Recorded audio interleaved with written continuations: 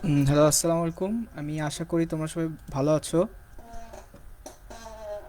আমাকে কি দেখা যাচ্ছে? কেউ একটু বললে ভালো হয়।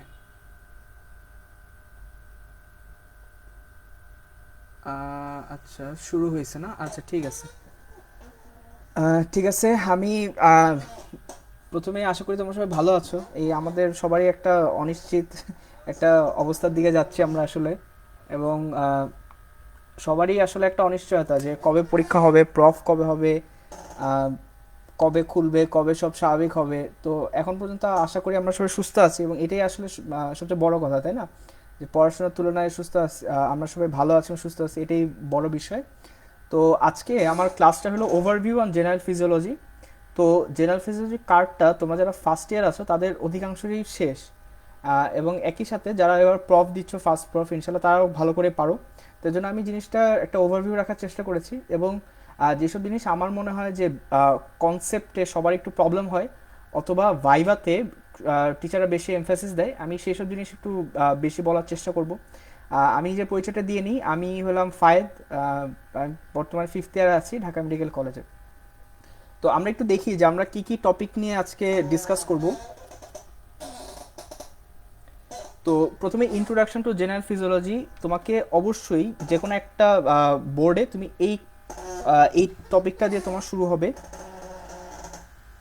এই টপিকটা দিয়ে তোমার শুরু হবে। তোমাকে ইন্ট্রোডাকশন ধরবেই। দেন টিচারদের সবচেয়ে ফেভারিট যে প্রশ্ন হলো হোমিওস্টেসিস নিয়ে, এটা তোমাকে একটা বোর্ডে অবশ্য ধরবেই ধরবে। দেন আছে আমাদের মেমব্রেন পটেনশিয়াল এবং অ্যাকশন পটেনশিয়াল টপিকটা, মেমব্রেন ট্রান্সপোর্ট, এবং দেখা যায় যে মাসেল ফিজিওলজি। এখানে আহ, তোমাকে ইন্ট্রোডাকশনটা ইনভেরিয়েবলি যে কাউকে ধরতে পারে। বাট তোমার homeostasis, membrane potential, membrane transport না মাসেল ফিজিওলজি, এটার ক্ষেত্রে দেখা যায় যে তোমার কার্ডে যে টপিকটা উঠবে সেটা নিয়ে ধরে, এবং টিচাররা প্রেফার করে যে তুমি বেসিক ব্যাপারটুকু খুব ভালো করে বুঝো। আচ্ছা, তো আমরা শুরু করি ইন্ট্রোডাকশন টু জেনারেল ফিজিওলজি। এখানে প্রথমে যে জিনিসটা তোমাকে ধরতে পারে সেটা হলো ফিজিওলজির ডেফিনেশন। যে তুমি যে সাবজেক্টটার ভাইবা দিতে আসছো, সেই ফিজিওলজি বলতে তুমি কি বুঝতেছো। তো physiology is the branch of medical science which explains the physical and chemical factors responsible for the origin, development and progression of life. এটা মানে অনেকটা মুখস্থ নির্ভর। এটা নিয়ে আসলে আমার বোঝানোরও বা বলার মতো কিছু নেই। তারপরে হোয়াট আর দ্য ব্রাঞ্চেস। তো ব্রাঞ্চেস কোয়েশ্চেনটা অনেকেই করে থাকে। তো ব্রাঞ্চের ক্ষেত্রে একটা জিনিস তোমার মাথায় রাখতে হবে যে every living organism or every living thing has a physiology of its own. ঠিক আছে? তো তুমি যদি তাকাও, তোমার প্রত্যেকটা অ্যানিমেলের নিজস্ব ফিজিওলজি আছে। তো অ্যানিমেল ফিজিওলজি, আমরা হিউম্যান, আমাদের ফিজিওলজি আছে, হিউম্যান ফিজিওলজি। ভাইরাসের নিজস্ব ফিজিওলজি আছে, ভাইরাল ফিজিওলজি। ব্যাকটেরিয়ার নিজস্ব ফিজিওলজি ফিজিওলজি আছে, ব্যাকটেরিয়াল ফিজিওলজি। এবং আমরা ইন্টারে উদ্ভিদ বিজ্ঞান যেটা পড়তাম, সেটা হলো বেসিক্যালি প্ল্যান্ট ফিজিওলজি। তো ফিজিওলজির গোলটা তাহলে কি? ফিজিওলজির গোলটা ডেফিনেশনের মধ্যে তুমি পেয়ে যাবা। সেটা হলো যে এটা এক্সপ্লেইন করে যে physical and chemical factors that R responsible for the origin, development and progression of life. ঠিক আছে? আচ্ছা, এই জিনিসটা ইনভেরিয়েবলি তোমাদের যে কাউকে ধরতে পারে। তারপরে যে টপিকটা টিচাররা খুব প্রেফার করে সেটা হলো extracellular fluid and intracellular fluid. তো ফ্লুইডের ক্লাসিফিকেশন বা ফ্লুইডের বেসিকটুকু, এটা বেসিক্যালি বায়োকেমিস্ট্রি পার্ট। কিন্তু একটা প্রশ্ন টিচাররা খুব প্রেফার করে যে এক্সট্রাসেলুলার ফ্লুইড বলতে তুমি কি বুঝো, অথবা এক্সট্রাসেলুলার ফ্লুইডকে তুমি মিলেও এন্টেরিয়ার কেন বলতেছো। এখানে টিচাররা সবার ফার্স্টে যে জিনিসটা একটু পছন্দ করে, যে এটা সবার প্রথমে কে এই টার্মটা বা টার্মিনোলজিটা ইউজ করছেন, সেটা হলো আমরা যদি দেখি ক্লড বার্নার্ড, উনি একজন ফ্রেঞ্চ ফিজিওলজিস্ট। উনি সবার প্রথম এই টার্মটা ইউজ করে যে মিলেও ইন্টেরিয়ার। তো মিলে ইন্টেরিয়ার বলতে কি বোঝায়? মিলে interior basically means the interior environment of the body. আচ্ছা, এখন এক্সট্রাসেলুলার ফ্লুইড আর ইন্ট্রাসেলুলার ফ্লুইড, আমরা যদি ইন্ট্রাসেলুলার ফ্লুইডের জিনিসটা একটু খেয়াল করি, তো ইন্ট্রাসেলুলার মিনস সেলের ভিতরে যে ফ্লুইডটা, অ্যান্ড এক্সট্রাসেলুলার ফ্লুইড মিনস তার বাইরে যত কিছু। এখন তুমি একটা জিনিস চিন্তা করো, তোমরা তোমরা বা আমরা সবাই লকডাউনে আছি, বা আশেপাশে মুভমেন্ট খুব কম হচ্ছে, বা কিছুদিন আগে আমরা লকডাউনে ছিলাম। তো যখন আমরা লকডাউনে ছিলাম, আমরা সবাই আমাদের বাসার ভিতরে ছিলাম, এবং বাসার ভিতরে আমাদের খাবারের কোনো প্রবলেম হয় নাই, অ্যাজ লং এজ তুমি বাইরে থেকে খাবারটা কিনে আনতে পারতেছো, বা খাবারের যে কাঁচামাল, তোমার আটা বলো, ভাত বলো, হ্যাঁ সবজি বলো, মাছ মাংস বলো, এগুলো তুমি নিয়ে আসতে পারতেছো। তো অ্যাজ লং এজ তোমার সাপ্লাই চেইনটা ইনট্যাক্ট, তোমার ইন্টেরিয়ার বা তোমার বাসার ভিতরের অবস্থা কিন্তু ভালো ছিল। তাহলে ইসিএফকে বলা হয় এই সাপ্লাই চেইন। এবং ইসিএফ যতক্ষণ ঠিক থাকবে, সেল তার ইচ্ছা মতো তার আয়ন লাগবে সে ইসিএফ থেকে নিতে পারে, তার প্রোটিন লাগবে সে ইসিএফ থেকে নিতে পারে, তার গ্লুকোজ লাগবে সে ইসিএফ থেকে নিতে পারে। এবং এমনভাবে বলা হয়, তুমি যদি চিন্তা করো যে ইসিএফ হলো একটা সি বা একটা সমুদ্র, এবং সমুদ্রের মধ্যে প্রত্যেকটা সেল হলো ভেসে আছে। তো অ্যাজ লং এজ তোমার আশেপাশের সব কিছু বা ইসিএফ যতক্ষণ তোমার ঠিক থাকবে, সেলের ভিতরেও ঠিক থাকবে। তো আমি যদি একটু বইয়ের ভাষায় দেখি যে এই তিনটা জিনিস টিচাররা প্রেফার করে, যে ইসিএফকে তুমি যখন মেলো ইন্টেরিয়র বলতেছো তুমি কি বুঝাচ্ছ। তো প্রথম কথা হলো ECF contains all the ions and nutrients that are needed by the cells for the maintenance of cellular life. তো তুমি যখন খাবার খাও, সাপোজ তুমি একটা যে কোনো খাবার খাচ্ছ, খাবারের মাধ্যমে তুমি সোডিয়াম পাচ্ছ, ক্যালসিয়াম পাচ্ছ, পটাশিয়াম পাচ্ছ, এগুলো কোথায় যায়? এগুলো সব হলো তোমার ইসিএফ এ যায়। এবং তোমার যত নিউট্রিয়েন্টস, এই প্রোটিন থেকে তুমি অ্যামিনো অ্যাসিড পাচ্ছ, কার্বোহাইড্রেট ভেঙে গ্লুকোজ পাচ্ছ, এগুলো সব তোমার ইসিএফ এ অ্যাকিউমুলেট হয়, এবং ইসিএফ থেকে যে কোনো সেল চাইলেই সেটা নিতে পারে। ঠিক আছে? আচ্ছা, এবং ECF is in constant motion through out the body, এবং ইসিএফ সারা বডির মধ্যে ইসিএফটাই হয়, তোমার সার্কুলেট করে। ঠিক আছে? তো একটা ইন্ট্রাসেলুলার ফ্লুইড তো সেলের ভিতর, তো সেল তো আর মুভ করতেছে না, যেই জায়গার সেল সেই জায়গায় আছে। তো ইসিএফটা মুভ করতেছে এবং সব জায়গায় এনশিওর করতেছে যে সব সেল অ্যাডিকুয়েট নিউট্রিশনটা পাচ্ছে। ওকে, এবং তুমি তোমার রক্তে যে অক্সিজেন যাচ্ছে সেটাও ইসিএফ এর মাধ্যমেই সেলে যাচ্ছে। সেলের অক্সিজেন লাগতেছে এটিপি প্রোডাকশনের জন্য, এনার্জি প্রোডাকশনের জন্য, এবং এনার্জি প্রোডাকশনের বাই প্রোডাক্ট হিসেবে যে কার্বন ডাইঅক্সাইড তৈরি করতেছো, সে কার্বন ডাইঅক্সাইড ইসিএফ এর মাধ্যমেই লাংসে যাচ্ছে, দেন লাংস এটা রেসপিরেশনের মাধ্যমে বের করে দিচ্ছে। ঠিক আছে? ওকে, তাহলে লাস্ট কথা যেটা, যে therefore cells are capable of living, growing and performing their special functions as long as the proper concentration of glucose, ions and amino acid, fatty substances and other constituents are available in the ECF. তো আমি আশা করি তোমরা জিনিসটা বুঝতে পারছো। এবং আরেকটা জিনিস, সেটা হলো রিটেনে যখন প্রশ্নগুলো করা হয়, তোমরা অনেকেই দেখা যায় ডেসক্রিপশন ওয়াইজ লেখো। তো ডেসক্রিপশন ওয়াইজ না লিখে তোমরা যদি পয়েন্ট আকারে লেখো, তাহলে আমার মনে হয় মার্কটা বেশি পাবা। আচ্ছা, তারপরে টিচারদের লাইক হট টপিক যেটা হোমিওস্টেসিস, এটা মানে টিচারদের সবচেয়ে ফেভারিট। সেটা হলো, what do you mean by homeostasis? It is a term used by physiologist to mean maintenance of nearly constant conditions in the internal environment. তো ইন্টারনাল এনভায়রনমেন্ট বলতে আমরা ইসিএফ কে বুঝি, এবং নিয়ারলি কনস্ট্যান্ট, তো সবসময় যে একই লেভেলে থাকবে জিনিসটা এরকম না। ঠিক আছে? তো নিয়ারলি কনস্ট্যান্ট বলতে আমি কি বুঝাচ্ছি, সাপোজ তোমার ব্লাড প্রেশার, সেটা তুমি যদি সকালে মাপলা একটা পাবা, রাত্রে মাপলে একটা পাবা, তোমার হয়তো নর্মাল রেঞ্জে আছে। ঠিক আছে? কিন্তু একটা স্পেসিফিক ভ্যালুতে থাকবে, এটা কখনোই হয় না। ঠিক আছে? এটাকে বলা হচ্ছে যে নিয়ারলি কনস্ট্যান্ট কন্ডিশন। ওকে, তো তারপর তোমাদের জিজ্ঞেস করা হয় যে হোমিওস্টেসিস আছে, এটা মেনটেন করে কে? তো তখনই তোমরা ফিডব্যাক মেকানিজম বা ফিডব্যাক সিস্টেমে চলে যাও। এটা আসলে ভুল। তো homeostasis maintain by thousands of control systems. ঠিক আছে? এবং এই কন্ট্রোল সিস্টেমগুলো দুইটা মেকানিজম দিয়ে কাজ করে, একটা হলো পজিটিভ ফিডব্যাক আর একটা নেগেটিভ ফিডব্যাক। ঠিক আছে? তো সাপোজ তোমার বডিতে অক্সিজেন, কার্বন ডাইঅক্সাইডের হোমিওস্টেসিস বা কনস্ট্যান্ট ভ্যালুটা কে মেনটেন করতেছে? অবভিয়াসলি একটা সিস্টেমটা কি? Respiratory system. ঠিক আছে? কিন্তু রেসপিরেটরি সিস্টেম কিভাবে করে বললে তোমার এই ফিডব্যাক মেকানিজমগুলো আসে, পজিটিভ অ্যান্ড নেগেটিভ ফিডব্যাক। আচ্ছা, এখন আমরা যে নেগেটিভ ফিডব্যাক মেকানিজমে, এটা টিচারদের খুবই প্রিয়, এবং নেগেটিভ ফিডব্যাকে, আচ্ছা, তো নেগেটিভ ফিডব্যাক মেকানিজম, তো নেগেটিভ ফিডব্যাক মেকানিজম ফার্স্ট আমি ডেফিনেশনটা ধরে, আমরা এই ডেফিনেশনটাই টিচাররা শুনতে চায়, যে if some factors become excessive or deficient, a control system initiates negative feedback which consists of a series of changes that return the factor toward a certain mean value, thus maintaining homeostasis. আচ্ছা, এখানে কিছু জিনিস তোমাকে খেয়াল করতে হবে, যে কোনো একটা ফ্যাক্টর, এখন ফ্যাক্টর অনেক কিছু হতে পারে, তোমার যে কোনো একটা ভ্যালু বলো, আইদার এক্সেসিভ হচ্ছে অথবা ডেফিশিয়েন্ট হচ্ছে, বাড়তেও পারে কমতেও পারে, তখন এই নেগেটিভ ফিডব্যাকটা ইনিশিয়েট হয়। ইনিশিয়েট কে করে? একটা কন্ট্রোল সিস্টেম, যে কথাটা আমি আগেও বলছিলাম, যে কোনো একটা সিস্টেম রেসপন্সিবল। আমরা যদি রেসপিরেশনের ক্ষেত্রে খেয়াল করি, তখন দেখা যাবে যে রেসপিরেটরি সিস্টেম, আমাদের ব্লাডে অক্সিজেন লেভেল বাড়লো বা কমলো, তখন রেসপিরেটরি সিস্টেম এটার একটা কাউন্টার মেকানিজম ইনিশিয়েট করে, যাতে ভ্যালুটা ঠিক থাকে।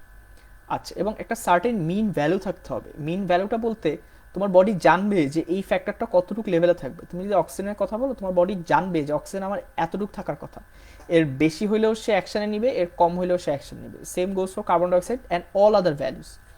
আচ্ছা, তারপরে তোমাদের নেগেটিভ ফিডব্যাক মেকানিজমের কিছু এক্সাম্পল দিতে বলে, এবং এক্সাম্পলের মধ্যে টিচারদের মোস্ট প্রেফার্ড হলো ব্লাড প্রেশার কন্ট্রোল সিস্টেম।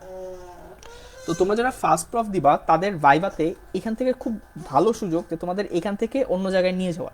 তুমি যখন ব্লাড প্রেশার কন্ট্রোল সিস্টেমের কথা বলে ফেলছো, টিচাররা তোমাকে সিবিএস এর দিকে নিয়ে যেতে পারে। তো ব্লাড প্রেশার কন্ট্রোল সিস্টেমের ক্ষেত্রে সবচেয়ে বেশি টিচাররা যেটা প্রেফার করে, সেটা হলো রেনিন অ্যাঞ্জিওটেনসিন অ্যালডোস্টেরন মেকানিজম, ঠিক আছে? এটা মেইন ফ্যাক্টর আমাদের ব্লাড প্রেশার কন্ট্রোলের জন্য। তো আমি স্লাইডের টপিক খুব কম দেখাবো, আমি একটু মুখে বলার চেষ্টা করব। আমার মনে হয় এতে কনসেন্ট্রেশনটা ভালো হয়, শুধু স্লাইডে ফোকাস না করে।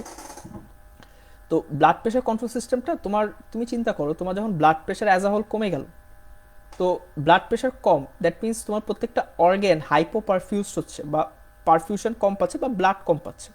তো সে যখন ব্লাড কম পাবে, তো কিডনি যখন দেখা যায় তার হাইপো পারফিউশন হচ্ছে, কিডনির মধ্যে জাক্সটাগ্লোমেরুলার সেলস আছে, জাক্সটাগ্লোমেরুলার সেলস রেনিন রিলিজ করে, ঠিক আছে? আচ্ছা, তো রেনিনের কাজ কি? রেনিন লিভার থেকে তৈরি হওয়া অ্যানজিওটেনসিনোজেন এর উপর কাজ করে। আমি আবার বলতেছি, লিভার থেকে অ্যানজিওটেনসিনোজেনটা রিলিজ হয়, এইটাকে রেনিন অ্যাক্টিভেট করে অ্যানজিওটেনসিন 1 এ কনভার্ট করে, ঠিক আছে? আচ্ছা, এই অ্যানজিওটেনসিন 1টা তোমার পুরো বডিতে সার্কুলেট করতে থাকে, এবং যখনই সে লাংসে যায়, লাংসের যে এন্ডোথেলিয়াম আছে সেখানে angiotensin converting enzyme ACE H থাকে। এই অ্যানজিওটেনসিন কনভার্টিং এনজাইম এই অ্যানজিওটেনসিন 1টাকে 2তে কনভার্ট করে দেয়। তো এই অ্যানজিওটেনসিন 2টা হলো একটা ভেসো কনস্ট্রিক্টর। তো তোমরা ব্লাড প্রেশার সূত্র যদি মনে রাখো, blood pressure equals to cardiac output into total peripheral resistance. তুমি যখন ভেসো কনস্ট্রিকশনটা করে দিবা, তুমি প্রত্যেকটা ভেসেলকে ছোট করে দিচ্ছ। তো একটা সরু রাস্তাতে আমরা জানি যে গাড়ি যদি চলাচল করতে চায় তাহলে দেখা যায় জ্যাম হয়, এবং চলাচল করা টাফ। তো same goes for your blood vessels. তুমি যখন একটা ব্লাড ভেসেলকে কনস্ট্রিক্ট করছো বা ছোট করে দিচ্ছ, তখন সেই ভেসেল দিয়ে ব্লাডের চলাচল করা টাফ হয়ে যায়, ঠিক আছে? তো এটা হলো রেজিস্ট্যান্স। তো রেজিস্ট্যান্স ফিল করতেছে ব্লাড। তাহলে তুমি যখন একটা ভেসেলকে কনস্ট্রিক্ট করতেছো, তোমার টোটাল পেরিফেরাল রেজিস্ট্যান্সটা বেড়ে যাচ্ছে। টোটাল পেরিফেরাল রেজিস্ট্যান্স যদি বাড়ে, তোমার ব্লাড প্রেশারও ইনক্রিজ করে, ঠিক আছে? এভাবে হলো নিয়ন্ত্রণ করা হয় ব্লাড প্রেশার কন্ট্রোলটা। এটা টিচারদের খুবই প্রিয় প্রশ্ন, এবং টিচাররা ইনভেরিয়েবলি তোমাকে জিজ্ঞেস করবে যে রেনিন কোত্থেকে আসলো, অ্যানজিওটেনসিন 1টা কোত্থেকে পেলা, অ্যানজিওটেনসিনোজেনটাকে ক্রিয়েট করে, অথবা অ্যানজিওটেনসিন কনভার্টিং এনজাইম যেটা এইস, এটা কোথায় থাকে, অ্যানজিওটেনসিন কনভার্টিং এনজাইমটা কোথায় থাকে, ঠিক আছে? এগুলো তোমাকে জিজ্ঞেস করা হবে। আচ্ছা, এখানে কেউ যদি খুব ভালো করে থাকো, এখানে একটা প্রশ্ন টিচাররা করতে পারে, আচ্ছা এই যে অ্যানজিওটেনসিন কনভার্টিং এনজাইমের কথা বললা, এটাতে কোনো মডিফিকেশন আমরা করতে পারি কিনা? তো ব্লাড প্রেশার মনিটর করার অনেকগুলো ড্রাগ আছে, তার মধ্যে একটা ড্রাগ হলো এইস ইনহিবিটার্স। আমি আবার বলতেছি, অ্যানজিওটেনসিন কনভার্টিং এনজাইম ইনহিবিটর, ঠিক আছে? তুমি যদি কোনোভাবে এই অ্যানজিওটেনসিন কনভার্টিং এনজাইমটা কমাই দিতে পারো, তাহলে তোমার ভেসো কনস্ট্রিকশনটা হচ্ছে না। ভেসো কনস্ট্রিকশনটা যদি না হয়, তাহলে ব্লাড প্রেশারে ফল করে, ঠিক আছে? তো যাদের ব্লাড প্রেশার বেশি, আমরা দেখা যায় তাদের ব্লাড প্রেশার নিয়ন্ত্রণের জন্য আমরা এই অ্যানজিওটেনসিন কনভার্টিং এনজাইম ইনহিবিটারটা দিয়ে থাকি। এটা যদি কেউ খুব ভালো পারো, টিচাররা যেতে পারে, আমি এই জন্য একটু বলে রাখলাম। তারপরে দেখো regulation of plasma carbon dioxide concentration, এটা রেসপিরেটরি সিস্টেম করে। তো তোমার যদি কার্বন ডাইঅক্সাইড যে পার্শিয়াল প্রেশার ইসিএফএ, সেটা যদি দেখা যায় কোনো কারণে বেড়ে গেছে, তাহলে আমাদের রেসপিরেটরি সেন্টার যেটা আছে আমাদের ব্রেইনে, মেডুলা অবলঙ্গাটায়, সেটা স্টিমুলেটেড হয়। তো রেসপিরেটরি সেন্টার স্টিমুলেটেড হলে দেখা যায় যে রেসপিরেটরি রেটটা বেড়ে যাচ্ছে। তো রেসপিরেটরি রেট যদি বেড়ে যায়, তখন তোমার বেশি বেশি কার্বন ডাইঅক্সাইড বডি থেকে বের হয়ে যায়। তো বের হয়ে গেলে তোমার কার্বন ডাইঅক্সাইড লেভেলটা বেশি ছিল, এখন লাংস কী করতেছে, সব বের করে দিচ্ছে, লেভেলটা কমে গেল। একইভাবে regulation of acid base balance, water balance, electrolyte balance, এই তিনটা জিনিস কিডনি করে থাকে। তো তোমরা যখন রেনাল ফিজিওলজি পড়বা, তখন এগুলো নিয়ে পড়বা, আমি এটাতে আর ডিটেলসে যাচ্ছি না। আচ্ছা, তারপরে আসো positive feedback mechanism. Positive feedback মেকানিজমের ক্ষেত্রে বলা হয়, এখন একটা জিনিস, তোমার বডির যত মেকানিজম আছে সব হলো নেগেটিভ ফিডব্যাক, এবং পজিটিভ ফিডব্যাক মেকানিজম খুবই কম, ঠিক আছে? এবং পজিটিভ ফিডব্যাক মেকানিজম খুবই কম দেখা যায়। তো এই পজিটিভ ফিডব্যাক মেকানিজমটা টিচারদের পছন্দ, যে কোন কোন ক্ষেত্রে তুমি পজিটিভ ফিডব্যাক পাচ্ছ, কোন কোন ক্ষেত্রে নেগেটিভ ফিডব্যাক পাচ্ছ। আচ্ছা, আমাকে কি দেখা যাচ্ছে না এরকম কিছু?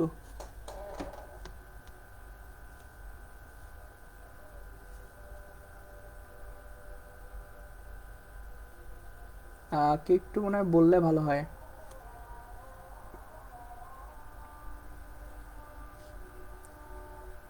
আহ,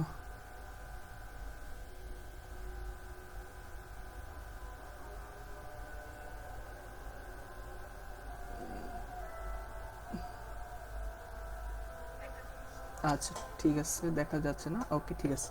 আচ্ছা, তো পজিটিভ ফিডব্যাক মেকানিজমের টিচারের ডেফিনেশনটা কাউকে ধরতেও পারে, নাও ধরতে পারে।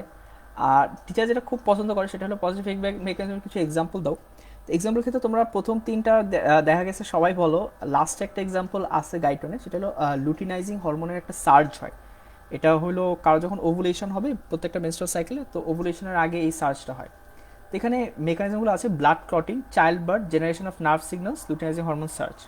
তো ব্লাড ক্লটিং, তোমার যদি কোথাও ক্লট হয়, তোমার এখানে দেখা গেছে প্লেটলেটগুলো অ্যাকুমুলেট করে, প্রথমে ভেসেলটা স্প্যাজম করে বা ছোট হয়ে যায়। ভেসেলটা ছোট হয়ে গেলে একটা জায়গায় যেখানে ব্লিডিং হচ্ছিল ভেসেল সেখানে ছোট হয়ে গেল বা ভেসেল কনস্ট্রিক্টেড হয়ে গেল। তো ভেসেল যখন কনস্ট্রিক্টেড হয়ে যাবে তখন দেখা যাবে যে ওই জায়গায় ব্লাডই কম যাচ্ছে। তো ব্লাড কম গেলে তোমার হেমোরেজটা কম হচ্ছে। তারপরে একটা যেখানে তোমার একটা ভেসেল টিয়ার আছে সেখানে প্লেটলেট প্রথমে এসে টিয়ারটার সামনে বসে পড়ে। তো এখানে প্রাইমারি প্লেটলেট প্লাগ বলা হয়। তারপরে ক্লটিং ফ্যাক্টরস অ্যাক্টিভেট হয় এবং আলটিমেটলি তোমার যে টিয়ারটা আছে সেটাকে সে সিল করে দেয়। তো এটা একটার পর একটা হচ্ছে কনস্ট্যান্ট, মানে একটার অপোজিটে যে হবে যে প্লেটলেট আসলে এর জন্য ক্লটিং ফ্যাক্টর আসবে না, এরকম না। তো যার কারণে এটা হয়। চাইল্ড বার্থ, একটা বাচ্চা যখন এনাফ বড় হয় এবং অ্যাডিকুয়েট ডিউরেশন মায়ের পেটে থাকা হয়, তখন যেটা হয় যে সার্ভিক্সে কিছু স্ট্রেচ রিসেপ্টর আছে, সেগুলোর মধ্যে সে প্রেশার দেয়। তো সার্ভিক্সের স্ট্রেচ রিসেপ্টরে যখন প্রেশার পড়ে তখন এটা সিগন্যাল দেয় আমার হাইপোথ্যালামাসে দেন পোস্টেরিয়র পিটিউটারি থেকে অক্সিটোসিন আছে। আমরা জানি অক্সিটোসিন ইউটেরাসে কন্ট্রাক্ট করে এবং ইউটেরাসের এই কন্ট্রাকশনের জন্য বাচ্চা ডেলিভারি হয়। এবং বাচ্চা যত নিচে যেতে থাকে, যত প্রেশার দিতে থাকে, তত বেশি বেশি আমার অক্সিটোসিন আসবে। ঠিক আছে, তো এটা একটা মেকানিজম শুরু হয় যেটা আরও সেই স্টিমুলাসটা তোমার বাড়াইতেই থাকে। আচ্ছা, জেনারেশন অফ নার্ভ সিগন্যালস আমি একটু পরে বলবো, আর লুটেন্স অফ সার্চ নিয়ে বললাম। আচ্ছা, তো অনেক সময় জিজ্ঞেস করে যে তোমার কোনটা ভালো, পজিটিভ ফিডব্যাক মেকানিজম ভালো নাকি নেগেটিভ ফিডব্যাক মেকানিজম ভালো। এখানে আসলে কোনো ক্লিয়ার কাট অ্যান্সারটা নাই, কিন্তু তারপরে যদি আমি একটু বলি যে পজিটিভ ফিডব্যাক মেকানিজমে ডেথ হওয়ার একটা চান্সেস। ঠিক আছে, কীরকম? পজিটিভ ফিডব্যাক মেকানিজম একটা ভিশাস সাইকেল ক্রিয়েট করে সামটাইমস। ওকে, আচ্ছা, এটা সব সময় হবে না, এটা কিছু সময় হইতে পারে। তো তোমার সাপোজ আমাদের বডিতে আমরা জানি যে কার্ডিক আউটপুট 5 লিটার, তো একটা মানুষের শরীরে 5 লিটার সমান ব্লাড থাকে। এখন কোনো কারণে তোমার একটা ট্রমা হইলো বা কোনো কারণে তোমার একটা ভেসেল রাপচার হইলো। তো ভেসেল রাপচার জন্য তোমার ব্লিডিং হওয়া শুরু হয়েছে, আর তোমার ছিল 5 লিটার ব্লাড, 5 থেকে কমা শুরু করলো। তো একটা পয়েন্ট আছে যে পয়েন্টের নিচে গেলে তোমার পজিটিভ ফিডব্যাক মেকানিজম তোমাকে আর হেল্প করে না, বরঞ্চ তোমাকে আরও ডেথের দিকে নিয়ে যায়। এটাকেই বলা হয় ভিশাস সাইকেলটা। আমি এটা নিয়ে বলবো। সাপোজ তোমার 1 লিটার পরিমাণ ব্লাড লস হইলো, এন্ড দেন কোনো কারণে তোমার ব্লিডিংটা অফ হয়েছে, ঠিক আছে, বা হাসপাতালে নেওয়া হয়েছে, তুমি রিসার্সিটেট করা পসিবল হয়েছে। তখন যেটা দেখা যায় যে বডি ফিজিওলজিকে আবার নর্মালি নিয়ে আসতে পারে। কিন্তু দেখা গেল যে তোমার 3 লিটার পরিমাণ ব্লাড লস হয়ে গেছে, 2 লিটারের পরিমাণ ব্লাড আছে। এখন যেহেতু ব্লাডটা কম, ঠিক আছে, তো হার্টের যে ব্লাডটা কম, তো হার্ট এনাফ ব্লাড পাচ্ছে না। তো হার্ট যদি এনাফ ব্লাড না পায়, আমরা জানি হার্টের নিজেরও ব্লাড সাপ্লাই লাগে। ঠিক আছে, করোনারি আর্টারি দিয়ে হার্ট নিজে ব্লাড সাপ্লাইটা পায়। তো হার্ট নিজে ব্লাড পাচ্ছে না, তো কার্ডিয়াক পাম্প যেটা আছে সেটা ডিক্রিজ করে। তো কার্ডিয়াক পাম্প ডিক্রিজ করলো, তোমার কার্ডিয়াক আউটপুট ডিক্রিজ করতেছে। তো আমরা ব্লাড প্রেশার সমান কি জানি? Cardiac output into total peripheral resistance. আমরা যখন রেনিন, অ্যাঞ্জিওটেনসিন, অ্যালডোস্টেরন মেকানিজমের কথা বলেছি, আমরা বারবার টোটাল পেরিফেরাল রেজিস্ট্যান্সের কথা বলেছি। এখন তুমি দেখো তোমার ব্লিডিং হচ্ছে, তোমার বডি থেকে ব্লাড চলে গেছে, তো কার্ডিয়াক আউটপুট ফল করবে। তো কার্ডিয়াক আউটপুটটা ফল করলো। কার্ডিয়াক আউটপুট ফল করলে তোমার কার্ডিয়াক আউটপুট ফল করে পুরো বডি ব্লাড পাচ্ছে না, এবং পুরো বডি যখন ব্লাড পাচ্ছে না, একই সাথে হার্ট নিজেও ব্লাড পাচ্ছে না। ঠিক আছে, এভাবে কার্ডিয়াক পাম্পটা বারবার ফল করতে থাকে। কার্ডিয়াক পাম্প ফল করে, কার্ডিয়াক আউটপুট ফল করে, ব্লাড প্রেশার ফল করে, এভাবে তোমার পজিটিভ ফিডব্যাক মেকানিজম তোমাকে আলটিমেটলি ডেথের দিকে নিয়ে যায়। ঠিক আছে, এটা একটা ভিশাস সাইকেল। এটা টিচাররা অনেক সময় জিজ্ঞেস করে যে vicious cycle of positive feedback mechanism তোমরা বুঝো কিনা। ঠিক আছে, নেগেটিভ ফিডব্যাক কখনো এরকম করবে না যে তোমাকে ইনস্টেবিলিটির দিকে নিয়ে যাবে, কিন্তু পজিটিভ ফিডব্যাক মেকানিজম সামটাইমস করতে পারে। আচ্ছা আচ্ছা, এখন আসলে তোমাদের সেকেন্ড টপিক, সেটা হলো মেমব্রেন ট্রান্সপোর্ট। তো মেমব্রেন ট্রান্সপোর্ট নিয়ে একটা জিনিস অনেকেই মিস করে, যে মেমব্রেন ট্রান্সপোর্টটা আমাদের কেন দরকার। ঠিক আছে, তো আমরা ইসিএফ এর কথা বলছি, আইসিএফ এর কথা বলছি, intracellular fluid and extracellular fluid. তো তোমার এক্সট্রাসেলুলার ফ্লুইড থেকে তুমি যখন ইন্ট্রাসেলুলার ফ্লুইডের দিকে যাবা, তো obviously there is a barrier, তাই না? তো সেলের ভিতরে যে ফ্লুইডটা, সেটার ব্যারিয়ারটা হলো আমাদের সেল মেমব্রেনটা। আর সেল মেমব্রেনের স্ট্রাকচারটা আমরা পড়ছিলাম যে একটা ফ্লুইড মোজাইক মডেল। তো এখানে দুই দিকেই লিপিড একটা বাইলেয়ার থাকে, ফসফোলিপিড বাইলেয়ার। এখন ফসফোলিপিড বাইলেয়ারকে পানি ক্রস করতে পারে না, ঠিক আছে? এখন ওয়াটার ক্রস করতে পারছে না, তো তুমি ইন্ট্রা সেলের ভিতরে তোমার তো ওয়াটার ট্রান্সপোর্ট খুবই জরুরি, বাট তুমি এখানে আনতে পারতেছো না। তো তো এটা দিস আমার লাইক প্রিন্সিপাল রিজন যে যার কারণে আমার এই মেমব্রেন ট্রান্সপোর্টটা খুব দরকার। এবং ফ্যাটি সাবস্টেন্স তোমার ওয়াটার এবং ওয়াটার টাইপ ওয়াটার সলিউবল যত সাবস্টেন্স আছে কোনোটাকেই সে পাস করতে দেয় না। তো একইভাবে সে গ্লুকোজকেও পাস করতে দেয় না, গ্লুকোজ আমরা জানি ওয়াটার সলিউবল, ঠিক আছে? তো এর জন্য আমার একটা মেমব্রেন ট্রান্সপোর্ট, আমার একটা মেকানিজম দরকার যার কারণে এই মেমব্রেনটা দিয়ে আমি কোনো কিছু আমি ট্রান্সপোর্টটা করতে পারি। আচ্ছা, একইভাবে প্রোটিন মলিকিউলসের সেলের ভিতরে ঢুকতে হয়। আমরা জানি যে সেলের ভিতরে ডিএনএ আরএনএ আছে, অনেক ধরনের প্রোটিন তৈরি করা হয় সেলের ভিতরেও। তো এগুলো সেলের বাইরে থেকে ভিতরে ঢোকা এবং ভিতর থেকে বাইরে আসার জন্য একটু খুব ইম্পর্টেন্ট। এখন দেখা গেছে যে প্রোটিন মলিকিউলসগুলো এত বড় যে এদের যদি তুমি লিপিড বাইলেয়ার দিয়ে পাস করাতে চাও, তাহলে লিপিড বাইলেয়ার যে ইন্টেগ্রিটি বা কন্টিনিউইটি সেটা নষ্ট হয়ে যাবে আর কি। তো যার কারণে তোমার অবভিয়াসলি তোমার আলাদা একটা মেকানিজম লাগবে যেটা দিয়ে তুমি এই মেমব্রেন ট্রান্সপোর্টটা করতে পারো। তোমাদের যখনই জিজ্ঞেস করা হয় যে মেমব্রেন ট্রান্সপোর্টের মেকানিজম, সেটা এরকম একটা জিনিস। প্রথমে টিচারদের জিজ্ঞেস করা যে অ্যাক্টিভ এবং প্যাসিভ। তো প্যাসিভ আমরা বলি যে কোনো এনার্জি লাগে না, সে নিজে নিজেই হইতে পারে, ঠিক আছে? এবং অ্যাক্টিভ এর মধ্যে তোমার অলওয়েজ অলওয়েজ এনার্জি ডিপেন্ডেন্ট, ঠিক আছে? তো এটা বেসিক্যালি এটিপি ড্রিভেন। এটিপিকে আমরা জানি যে বায়োলজিক্যাল কয়েন বলা হয়। তো এটিপি ড্রিভেন। আর আরেকটা হলো প্যাসিভ। প্যাসিভে কোনো এটিপি লাগে না। This is a basic difference between active and passive. আচ্ছা, তো অ্যাক্টিভের ক্ষেত্রে এখানে টিচাররা আরেকটা যেটা প্রশ্ন করবে, তোমাকে হুট করে জিজ্ঞেস করবে যে আচ্ছা প্রাইমারি অ্যাক্টিভ ট্রান্সপোর্টের কয়েকটা এক্সাম্পল দাও, অথবা সেকেন্ডারি অ্যাক্টিভ ট্রান্সপোর্টের কিছু এক্সাম্পল দাও। তো প্রাইমারি অ্যাক্টিভ আর সেকেন্ডারি অ্যাক্টিভ জিনিসটা কি? প্রাইমারি অ্যাক্টিভ বলতে আমরা বুঝি যে যে এটিপিটা তুমি তৈরি করবা সেই এটিপিটা সেই পাম্পে নিজস্ব, ঠিক আছে? সাপোজ দুইটা আয়ন নিজে নিজে মুভ করবে, তো আয়নগুলো মুভ করার সময় তাদের নিজেদেরই এটিপিটা থাকবে। This is primary active transport. আচ্ছা, আর সেকেন্ডারি অ্যাক্টিভ ট্রান্সপোর্ট নিয়ে আমি একটু পরে বলতেছি, যখন আমি সোডিয়াম পটাশিয়াম পাম্পটা নিয়ে কথা বলবো তখন আমি সেকেন্ডারি অ্যাক্টিভ ট্রান্সপোর্ট নিয়ে বলে দিব। তো এটার এক্সাম্পলগুলো বইয়ে আছে, এটা একটু দেখে নিও তোমরা। আর প্যাসিভের ভিতরে আমরা দুইটা জিনিস বলি, সিম্পল ডিফিউশন আর ফ্যাসিলিটেড ডিফিউশন। এটা ডিফিউশনের ক্লাসিফিকেশন, আবার অসমোসিসও বলা হয়। তো বেসিক্যালি অসমোসিস আর ডিফিউশন একই জিনিস, এটা নিয়ে অনেকে কনফিউশন করে। তো ডিফিউশন বলতে যে কোনো একটা সাবস্টেন্সের towards the direction of gradient, মানে একটা হাই গ্রেডিয়েন্ট থেকে লো গ্রেডিয়েন্ট, বা একটা জায়গায় সে বেশি আছে সেখান থেকে সে একটা কম জায়গায় যাবে, সেটাকে বোঝায়। অসমোসিস একই জিনিস, জাস্ট এখানে ওয়াটার মুভ করবে, ঠিক আছে? তো অসমোসিস আর ডিফিউশনে খুব একটা জিজ্ঞেস করে না, কিন্তু তোমাদের সিম্পল ডিফিউশন আর ফ্যাসিলিটেড ডিফিউশনের ডিফারেন্সটা বলে। সিম্পল ডিফিউশন ইজ সিম্পল, এখানে আর কিচ্ছু দরকার হয় না তোমার, ঠিক আছে? কিন্তু ফ্যাসিলিটেড ডিফিউশনের মধ্যে এখানে একটা ক্যারিয়ার প্রোটিন দরকার হয়, অথবা আয়ন চ্যানেলস দিয়েও হতে পারে। তো মোস্টলি এটা ক্যারিয়ার প্রোটিন দিয়ে হয়, ঠিক আছে? তা আমি প্রাইমারি অ্যাক্টিভ ট্রান্সপোর্ট নিয়ে বেশি কথা বলবো। অ্যাক্টিভ ট্রান্সপোর্টের ডেফিনেশনটা তোমাদের খুবই ধরে যে অ্যাক্টিভ ট্রান্সপোর্ট বলতে কী বুঝো। এখানে তিনটা লাইন বা তিনটা জিনিস তোমাদের এখানে হাইলাইট করতেই হবে যখন ডেফিনেশন বলবা। এখানে টিচাররা আমাদের ঢাকা মেডিকেলে গ্যানংয়ের ডেফিনেশনটা আমি দেখতাম যে বেশি প্রেফার করতো, যেহেতু তিনটা পয়েন্ট কাভার করে। সেটা হলো যে movement of substance across the cell membrane. তো সেল মেমব্রেন দিয়ে মুভ করবে অ্যাক্টিভ, এবং it is against chemical or electrical gradient. Against gradient বলতে কী বোঝায়, যে সাপোজ তোমার সেলের ভিতরে বেশি আছে আর সেলের বাইরে কম আছে, তাও সে মুভ করতেছে, দিস ইজ এগেইনস্ট গ্রেডিয়েন্ট, মানে কম থেকে বেশির দিকে যাওয়া, ঠিক আছে?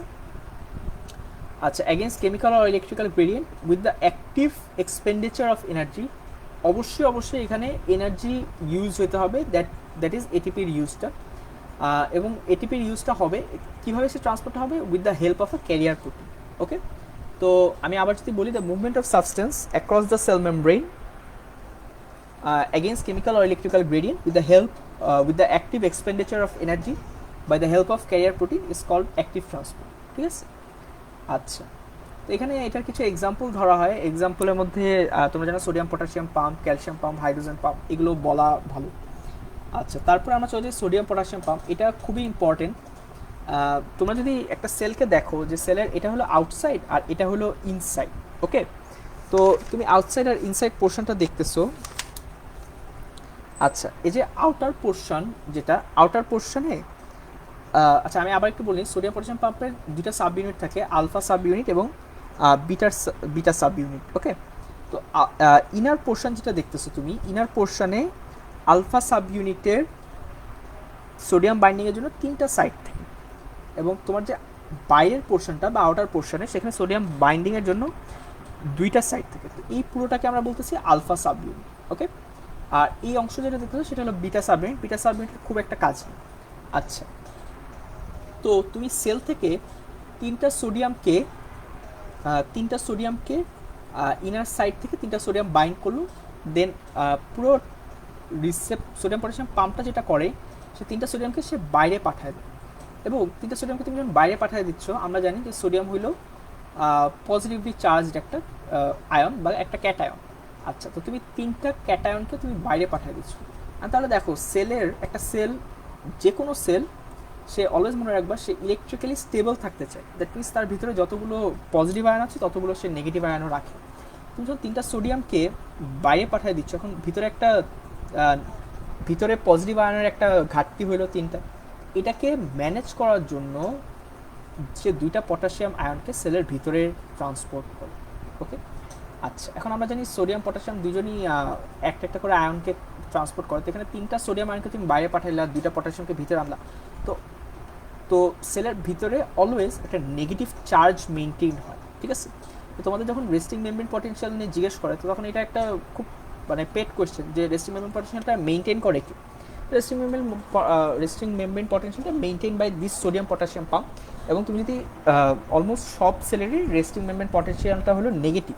তো নেগেটিভ এই কারণে, কারণ সোডিয়াম পটাশিয়াম পাম্প যতক্ষণ অ্যাক্টিভ আছে, এই সোডিয়াম পটাশিয়াম পাম্পের তিনটা সোডিয়ামকে সে বাইরে পাঠায়, 2টা পটাশিয়াম আনতেছে, তো একটা নেট নেগেটিভ চার্জ রয়ে যায়। ওকে, তো সোডিয়াম পটাশিয়াম পাম্পের ডেসক্রিপশন গাইডও নেই, 3টা লাইন দেওয়া, যে এগুলো নিয়ে আমার অলরেডি বলা হয়ে গেছে। ওকে, এবং ইনার পোর্শনে তুমি যদি দেখো, এটিপি বাইন্ড করার একটা সাইট আছে। ঠিক আছে, এখানে যখন সেল এটিপি তৈরি করে, এই এটিপির মাধ্যমে এটিপিটা ভেঙে যায়, অ্যাডিনোসিন ডাইফসফেট আর ইনঅর্গানিক ফসফেট হয় এবং মেমব্রেনটা কাজ করে। আচ্ছা, তো তারপরে সোডিয়াম পটাশিয়াম পাম্পের ইম্পর্টেন্স জিজ্ঞেস করা হয় তোমাদের। এটা খুবই টিচারদের খুব প্রিয় প্রশ্ন, এটা তোমরা ইনভেরিয়েবলি সবাই ফেস করবা। তো আমরা আরেকটা জিনিস একটু বলে রাখি, যে একটা সেল যখন ডেথ হয়, তখন তার এটিপি প্রোডাকশন অফ। ওকে, তার ভিতরে কোনো এটিপি প্রোডাকশন হচ্ছে না, তার মাইটোকন্ড্রিয়া কাজ করতেছে না। ঠিক আছে, তো সেল যখন ডেথ হয়, এটিপি প্রোডাকশন অফ, তখন সোডিয়াম পটাশিয়াম পাম্পটা কাজ করে। সোডিয়াম পটাশিয়াম পাম্পটা যে কোনো সেলের তুমি যদি অফ করতে পারো, তুমি সেই সেলটা ডেথ হবে। আচ্ছা, তো সোডিয়াম পটাশিয়াম পাম্পের ইম্পর্টেন্সটা কি? It is responsible for generation of the membrane potential, যেটা আমরা রেস্টিং মেমব্রেন পটেনশিয়াল বলছি। তো রেস্টিং মেমব্রেন পটেনশিয়াল তোমরা যদি দেখো, তো ম্যাক্সিমাম সেলের রেস্টিং মেমব্রেন পটেনশিয়ালটা হলো নেগেটিভ। তাহলে রেস্টিং মেমব্রেন পটেনশিয়াল নেগেটিভটা কেন? রেস্টিং মেমব্রেন পটেনশিয়াল নেগেটিভ এই কারণে যে সে 3টা সোডিয়ামকে বাইরে পাঠাচ্ছে, বাট 2টা পটাশিয়াম আসতেছে। তো এটার জন্য সে sodium potassium pump is responsible for the generation of the membrane potential. 2 নম্বরে it controls cell volume. Cell volume বলতে আমরা কি বুঝি, যে সোডিয়াম, এটা একটু কি নোট হিসাবে তোমরা লিখে রাখতে পারো বা শিখে রাখতে পারো, সেটা হলো যে সোডিয়াম যখনই মুভ করে, সোডিয়াম কোনো একা মুভ করে না। ওকে, সোডিয়াম যেহেতু একা মুভ করে না, সে অলওয়েজ ওয়াটারকে তার সাথে ক্যারি করে। তুমি যখন সোডিয়ামকে বের করে দিচ্ছ কোথাও থেকে, তো সে কিছু ওয়াটার নিয়ে যায়। এবং একই সাথে কখনো যদি দেখা যায় যে একটা সেলের ইন্ট্রাসেলুলার ভলিউম অনেক বেড়ে গেল, ঠিক আছে, সাপোজ এটা একটা সেলের এটা ভিতরের পোর্শন, এর ইন্ট্রাসেলুলার ভলিউম অনেক বেড়ে গেল, এবং সেল কী করে, তার সোডিয়াম পটাশিয়াম পাম্পকে অ্যাক্টিভেট করে সোডিয়াম তো বের করে দেয়, তার সাথে ওয়াটারকেও বের করে। এবং কখনো যদি এরকম হয় যে দেখা গেল যে তার সোডিয়াম পটাশিয়াম পাম্প কাজ করতেছে না, তাহলে সেলটা সোয়েল করতে থাকে এবং বড় হতে থাকে, এবং বড় হয়ে সেলটা আলটিমেটলি মারা যায়। Okay, is the basis of nerve and muscle function. তো প্রত্যেকটা নার্ভ অ্যান্ড মাসেলেরই সোডিয়াম পটাশিয়াম পাম্পটা আছে, এবং নার্ভের যে ফাংশন বা মাসেলের যে ফাংশন, সেটার জন্য এটা ইম্পর্টেন্ট।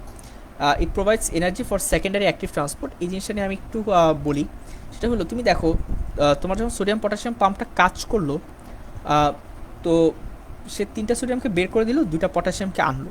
তোমার সেলের ভিতরে নেট চার্জটা কি রয়ে গেল, নেগেটিভ, রাইট? তো এই যে একটা তুমি গ্রেডিয়েন্ট তৈরি করলা বা একটা পার্থক্য তৈরি করলা যে বাইরে সোডিয়াম বেশি ভিতরে সোডিয়াম কম, ওকে, এই পার্থক্যটাকে ইউজ করে এবং এটার এনার্জিটাকে ইউজ করে সোডিয়াম আবার সেলের বাইরে থেকে ভিতরে ঢুকতে পারে, ঠিক আছে?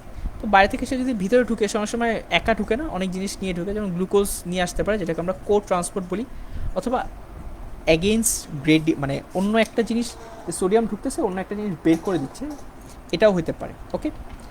আচ্ছা, তো এই সোডিয়াম পটাশিয়াম পাম্প বা একটা প্রাইমারি অ্যাক্টিভ ট্রান্সপোর্টের যে পাম্প বা যে গ্রেডিয়েন্ট বা যে এনার্জি, সেটাকে ইউজ করে যখন আরেকটা পাম্প কাজ করবে সেটাকে আমরা বলবো সেকেন্ডারি অ্যাক্টিভ ট্রান্সপোর্ট, ঠিক আছে?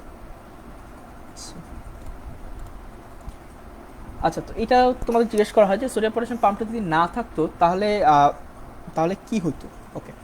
তো প্রত্যেকটা সেলের ভিতরে লার্জ নাম্বার অফ প্রোটিনস আছে, ওকে, এবং প্রোটিন সেলের নিজস্ব কিছু থাকে, বাইরে থেকেও দেখা সেল নিজেও তৈরি করে, বাইরে থেকেও প্রোটিন সেলে এন্ট্রি করতে পারে, ওকে। আচ্ছা, এখন most of this proteins are negatively charged, okay. একটা নেগেটিভলি চার্জ জিনিস, সে বাইরে থেকে প্রচুর পরিমাণে পজিটিভ চার্জকে সে আকর্ষণ করে। পজিটিভ চার্জ কী কী? পটাশিয়াম, সোডিয়াম, আদার পজিটিভ আয়ন্স, ওকে। তো এখন যখন একটা সোডিয়াম সেলের ভিতরে ঢুকতেছে, পটাশিয়াম খুব একটা ওয়াটার ক্যারি করেই না, কিন্তু সোডিয়াম প্রচুর ওয়াটার ক্যারি করে। তো যখনই একটা সোডিয়ামকে সে অ্যাট্রাক্ট করলো, সোডিয়াম এখন সেলের ভিতরে ঢুকতে, তো সোডিয়াম কখনো একা ঢুকে না, সে ওয়াটার নিয়ে ঢুকে, ওকে। তো এই যে all this molecules and ions then cause osmosis of water to the interior of the cell, ঠিক আছে? সেলের ভিতরে ওয়াটার আসলো। এখন এই যে এক্সেস ওয়াটার আসলো, এই ওয়াটারটা সেলসে অ্যাকিউমুলেট করতে দেওয়া যায় না, ঠিক আছে? কারণ সেলের একটা নির্দিষ্ট ক্যাপাসিটি আছে জিনিসটা রাখার। এখন তুমি যদি ওয়াটারটাকে বের করে না দাও, তাহলে হলো সেল সোয়েল করে আলটিমেটলি সেলটা বার্স্ট করবে, ঠিক আছে? এই যে ওয়াটারটাকে তুমি বের করে দিবা, এটার জন্য তুমি সোডিয়ামকে বের করে দাও, সোডিয়ামের সাথে water will follow.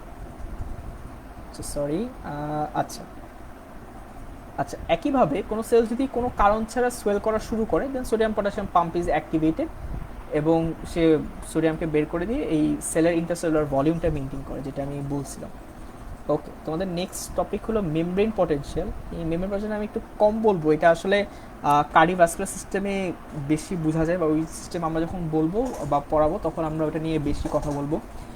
Membrane potential জিনিসটা কি, এটা প্রথমে তোমাকে জিজ্ঞেস করা যে রেস্টিং মেমব্রেন পটেনশিয়ালটা কি। এটা আমি বলছি অলরেডি যে সোডিয়াম পটাশিয়াম পাম্প যখন কাজ করতেছে, সে একটা ইলেকট্রিক্যাল ডিফারেন্স ক্রিয়েট করে, the constant electrical potential difference across the cell membrane with the inside negative relative to the outside of the cell at rest is called resting membrane potential. আচ্ছা, আমি একটু ডেফিনেশনটা ব্যাখ্যা করি যে একটা ইলেকট্রিক্যাল পটেনশিয়াল ডিফারেন্স মানে একটা সাপোজ বাইরে 3টা সোডিয়াম, ভিতরে 2টা পটাশিয়াম, তো অলওয়েজ একটা ইলেকট্রিক্যাল ডিফারেন্স বা চার্জের একটা ডিফারেন্স অলওয়েজ মেনটেন হচ্ছে, এটা কনস্ট্যান্ট মেনটেন হচ্ছে across the cell membrane. Cell মেমব্রেনের এই পাশে এবং ওই পাশের মাঝখানে একটা ডিফারেন্স মেনটেন হচ্ছে। এবং আমরা দেখেছি যে ভিতর থেকে তুমি 3টা সোডিয়াম যখন বের করে দিচ্ছ এবং বিনিময়ে 2টা পটাশিয়াম আয়ন আনতেছো, তো ইনসাইড ইজ নেগেটিভ, কার তুলনায়? বাইরের তুলনায়, ঠিক আছে? তো membrane with the inside negative relative to the outside of the cell at rest, এবং এটা রেস্টে হইতে হবে, রেস্টিং মেমব্রেন পটেনশিয়াল, ঠিক আছে? একটা সেলকে তুমি যখন এক্সাইট করো তখন কিন্তু রেস্টিং মেমব্রেন পটেনশিয়ালটা থাকে না, ঠিক আছে? তখন দেখা যায় যে ইনসাইড পজিটিভ হয়ে যায়। আমরা যখন অ্যাকশন পটেনশিয়াল দেখবো তখন আমরা এই জিনিসটা দেখব। আচ্ছা, তো তারপরে যে এই প্রশ্ন তোমাদের টিচারদেরও খুব প্রিয়, যে এই রেস্টিং মেমব্রেন পটেনশিয়ালটা মেনটেন হয় কীভাবে, ঠিক আছে? বা what is the origin of normal resting membrane potential. তো এটার এক কথায় উত্তর বলতে গেলে এটা মেনটেন হয় সোডিয়াম পটাশিয়াম পাম্প দিয়ে, ঠিক আছে? আচ্ছা, তো এটা নিয়ে অনেক রিসার্চ করা হয় এবং প্রথমে সায়েন্টিস্টরা চিন্তা করে যে সাপোজ এটা একটা সেলের মধ্যে সোডিয়াম ঢুকতেছে, আবার সোডিয়াম বের হয়ে যাচ্ছে, আবার পটাশিয়াম ঢুকতেছে। তো প্রথমে তারা চিন্তা করে যে আমরা শুধু সোডিয়ামটাকে কাউন্ট করি, যে 3টা সোডিয়াম বের করে দিচ্ছি, এটা দিয়েই ইলেকট্রিক্যাল পটেনশিয়ালটা আসে কিনা, ঠিক আছে? তো তুমি যদি শুধু সোডিয়ামের কথা চিন্তা করো, তাহলে দেখা যায় যে একটা নার্ভের যে অ্যাকশন পটেনশিয়াল সেটা কখনোই তারা পায় না, ঠিক আছে? কিছু একটা ভ্যালুর মধ্যে হেরফের হয়ে থাকে। তারপর তারা যেটা করলো, তারা শুধু পটাশিয়ামকে নিয়ে চিন্তা করা শুরু করলো, যে আমি পটাশিয়াম যে বের হয়ে পটাশিয়াম যে সেলের ভিতরে ঢুকতেছে, আমি শুধু এইটার পটেনশিয়ালটাকে চিন্তা করলো। তখনও দেখা গেল তারা পেল না। একটা নার্ভের রেসিং মেমব্রেন পটেনশিয়াল হলো নার্ভ ফাইবারের -90 মিলিভোল্ট। তুমি যদি শুধু পটাশিয়ামকে নিয়ে চিন্তা করো তাহলে দেখা যায় যে -94। আবার তুমি যদি শুধু সোডিয়ামকে নিয়ে চিন্তা করো তাহলে দেখা যায় -86। তাহলে অলওয়েজ একটা হেরফের রয়ে যায়। তারপরে তারা চিন্তা করলো যে আচ্ছা আমি পুরো সোডিয়াম পটাশিয়াম পাম্পটাকে দিয়ে চিন্তা করি। ওকে, তো তখন একটা নার্ভ ফাইবারের অরিজিনাল যে রেস্টিং মেমব্রেন পটেনশিয়ালটা সেটা পাওয়া যায়। এবং আমি একটু বলে রাখি যে রেস্টিং মেমব্রেন পটেনশিয়াল অনেক সময় ভাইভাতে জিজ্ঞেস করা, অবজেক্টিভেও দেয় যে আচ্ছা একটা কার্ডিয়াক মাসেলের রেস্টিং মেমব্রেন পটেনশিয়াল কত, একটা এসএনওডের কত, নার্ভ ফাইবারের কত, নিউরনের কত। এগুলো একটু মুখস্থের জিনিস, তোমরা একটু দেখে রাখলে আমার মনে হয় ভালো হয়। আচ্ছা, তারপরে আমরা অ্যাকশন পটেনশিয়ালে চলে যাব। আচ্ছা, এটা হলো একটা সেলের অ্যাকশন পটেনশিয়াল, এখানে ভয়ের কিছু নেই। আচ্ছা, তো এই জিনিসটা হলো তুমি দেখো -70 দিয়ে শুরু করছি, তো এটা দেখে তোমাকে যেটা বুঝতে হবে যেটা একটা নিউরনের অ্যাকশন পটেনশিয়াল। তো তুমি যদি নার্ভ ফাইবারের দিত তাহলে তোমাকে -90 দিয়ে শুরু করতে হতো। তো অনেক সময় প্রশ্নগুলো রিটেনে যখন দেয় তোমরা এই জিনিসটা একটু খেয়াল রাখবা যে কোথেকে তুমি শুরু করতেছো, ঠিক আছে। তো আমরা জানি প্রত্যেকটা সেলের রেস্টিং মেমব্রেন পটেনশিয়াল নেগেটিভ। ওকে, নেগেটিভ অবস্থায় আছে, -70-তে আছে, এবং -55 হলো তার থ্রেশহোল্ড। ওকে, তো -55 থ্রেশহোল্ড বলতে কি বোঝায় যে তুমি এইটার নিচে যদি কোনো তুমি কোনো একটা অ্যাকশন পটেনশিয়াল আসে তাহলে এই নার্ভ ফাইবারটা স্টিমুলেটেড হবে না। তো এই জিনিসটা বলতে আমরা যেটা বুঝি সেটা হলো, সাপোজ তোমার হাতে একটা পিঁপড়া হাঁটলে তুমি বুঝতে পারতেছো, আবার তোমার হাতে একটা কলম রাখলা বা সেন্সেশনটা কিন্তু ডিফারেন্ট, বা তুমি কতটুকু সিগন্যাল পাচ্ছ সেটা কিন্তু ডিফারেন্ট। আবার একইভাবে তোমার হাত যদি কেউ কেটে দেয় তাহলে তুমি যে সিগন্যালটা পাচ্ছ সেটা ডিফারেন্ট, ঠিক আছে। প্রত্যেকটা ক্ষেত্রেই তুমি এক জায়গায় তুমি বলতেছো যে আমার একটু হয়তো অস্বস্তি লাগতেছে, একটা পিঁপড়া হাঁটতেছে, আর জায়গায় কেটে গেলে তুমি বলতেছো আমার প্রচুর ব্যথা করতেছে। এটা এই কারণে হয় যে তুমি যখন কেটে দিলা তোমার অসংখ্য নিউরন একই সাথে ফায়ার করে, ঠিক আছে। এবং এটা দিয়ে আমরা থ্রেশহোল্ড জিনিসটা বুঝি। এখন সাপোজ তোমার একটা অ্যাকশন পটেনশিয়াল আসলো, তো তোমার থ্রেশহোল্ড হলো -55। তুমি যদি অ্যাকশন পটেনশিয়াল দিয়ে এই নার্ভ ফাইবারটাকে -55 পর্যন্ত স্টিমুলেটেড না করতে পারো তাহলে এই অ্যাকশন পটেনশিয়ালটা হবে না। আমি আবার একটু বলি, একটা স্টিমুলাস যেটা -55 পর্যন্ত বা থ্রেশহোল্ড লেভেলে তোমার এক্সাইট করতে না পারে একটা নার্ভ ফাইবারকে, তাহলে এই অ্যাকশন পটেনশিয়ালটা হবে না। এই জিনিসটাকে বলা হয় অল অর নান ল। তো তোমার যদি হয় পুরোটাই হবে, আর যদি না হয় কিছুই হবে না। এমন না যে আমি সাপোজ -60 পর্যন্ত নিতে পারলাম, আমার অ্যাকশন পটেনশিয়াল হচ্ছে বাট কম হচ্ছে না, এটা আইদার হলে ফুল হবে অথবা হবেই না, এটাকে বলা হয় অল অর নান ল। আচ্ছা, তুমি দেখো জিনিসটা হলো রেস্টিং মেমব্রেন পটেনশিয়ালে আছো এবং হঠাৎ করে যেটা হলো তোমার ইলেকট্রিক্যাল চার্জটা পজিটিভের দিকে চলে গেল, ঠিক আছে। এখানে +40 পর্যন্ত দেখাচ্ছে, এত সাধারণত হয় না, একটু কম হয়। ওকে, তো তুমি একটা নির্দিষ্ট জায়গায় ছিলা, এই রেস্টিং মেমব্রেন পটেনশিয়ালটাকে তোমার নিজস্ব পোল ধরে নিতে পারো, ঠিক আছে। পোল মানে একটা মেরু বা তোমার নিজস্ব জায়গা। তুমি তোমার মেরু থেকে বা তোমার নিজস্ব জায়গা থেকে প্রথমে সরে গেলা, এটাকে আমরা বলতেছি ডিপোলারাইজেশন, মানে তোমার নর্মাল জায়গা থেকে তুমি সরে যাচ্ছ। দেন আবার যখন নিজের জায়গায় ফিরে আসতেছো সেটাকে আমরা বলতেছি রিপোলারাইজেশন, বা তোমার জায়গায় ফিরে আসা। ডিপোলারাইজেশন জিনিসটা দেখো, তুমি ছিলা একটা নেগেটিভ অবস্থায়, তুমি পজিটিভের দিকে যাচ্ছ, দ্যাট মিনস তোমার অবশ্যই পজিটিভ আয়ন তোমার সেলের ভিতরে ঢুকতে হবে। সেই পজিটিভ আয়নগুলো কি? সোডিয়াম। ওকে, তো যখন অ্যাকশন পটেনশিয়ালটা হয়, একটা অ্যাবভ থ্রেশহোল্ড স্টিমুলাস তুমি পাও, তখন সোডিয়াম আয়নের ইনফ্লাক্স হয় টুয়ার্ডস দ্য সেল। আচ্ছা, তো ইনফ্লাক্সটা হলো, তুমি এক নিউরনটা ফায়ার করলো বা নার্ভ ফাইবারটা ফায়ার করলো, ফায়ার করার পরে তুমি এখন ডিপোলারাইজড অবস্থায় আসছো, এখন তোমার নর্মাল আবার রেস্টিং মেমব্রেনে ফিরে আসতে হবে। এখন সেলের ভিতরে এত যে সোডিয়াম এন্ট্রি হইলো, সেল যেটা করে তার সব পটাশিয়ামগুলোকে এখন বের করে দেয়, ঠিক আছে। যত পটাশিয়াম পারে বের করে সে আবার নর্মাল অবস্থায় ফিরে আসে। সেটাকে আমরা বলতেছি তোমার রিপোলারাইজেশন। ওকে, তো রিপোলারাইজেশন করার পরেও দেখা যায় যে তুমি কিন্তু তোমার নর্মাল রেস্টিং স্টেজে আসতে পারো না। রিপোলারাইজেশন যখন হয় তখন দেখা যায় অনেক সময় অনেক বেশি হয়ে যায়, ঠিক আছে। তো এই যে এতটুক ইলেকট্রিক্যাল যে ডিফারেন্স, এটা আবার সোডিয়াম পটাশিয়াম পাম্পটা মেনটেন করে দেয়। ওকে, তো তোমার সেলের ভিতরে ইলেকট্রিক্যাল যে হোমিওস্টেসিস সেটা মেনটেন করতেছে কে? Sodium potassium pump. আচ্ছা, এটা রিলেটেড আর কিছু আমি আপাতত এখন বলবো না। আমরা যখন কার্ডিয়াক সিস্টেমে যাবো বা নার্ভাস সিস্টেম যখন আমরা পড়াবো তখন আমরা এটা নিয়ে আরও ডিটেলস বলবো, এবং প্রত্যেকটা সিস্টেমে ডিফারেন্ট। কার্ডিয়াকটাতে টিচাররা খুবই পছন্দ করে এবং খুবই ধরে, হ্যাঁ, তো এটা নিয়ে এখন আমি আর কিছু বলতে চাচ্ছি না। আচ্ছা, এটা হলো মাসেল ফিজিওলজি, আমরা শুরু করি। মাসেল ফিজিওলজি আমি দেখছি যে ম্যাক্সিমামে এটা নিয়ে একটা কনফিউশন থেকেই যায়, এবং কেউ দেখা যায় এটা নিয়ে ডিটেলস আইডিয়াটা পাচ্ছে না। ঠিক আছে, এটা নিয়ে আমি একটু ডিটেলস বলার চেষ্টা করবো। তুমি তোমার হাত দেখতেছো, এটা হলো বাইসেপস ব্রাকাই মাসেল। ওকে, এখন তুমি তোমার বাইসেপস চাইলেই মুভ করতে পারো, তাহলে কিভাবে মুভ করতেছো?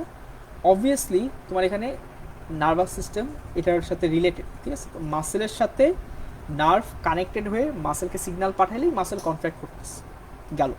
তাহলে এই যে মাসেল আর একটা নার্ভের যে জাংশন, সেটাকে আমরা বলতেছি নিউরো মাস্কুলার জাংশন।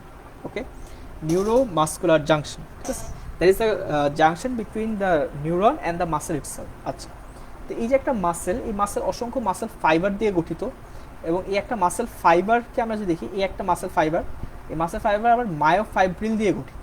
ওকে, এই মায়োফাইব্রিল, এখন এই অসংখ্য মায়োফাইব্রিল মিলে একটা মাসেল হয়।